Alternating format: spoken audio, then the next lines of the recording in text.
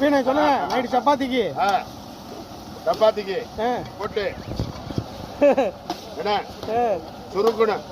வெள்ளை பூண்டு ஒரு 1/2 கிலோ போட்டு, தக்காளி பழம் 3 கிலோ, கரெக்டா 25 பேருக்கு சாப்பிடுற அளவுக்கு, பச்சை மிளகாய் ஒரு 1/2 கிலோ, என்ன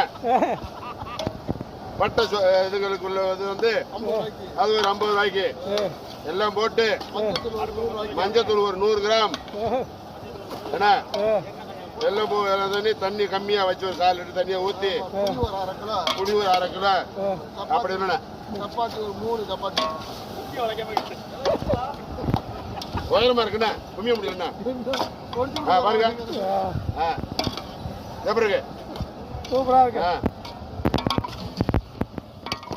தக்காளி தொக்கு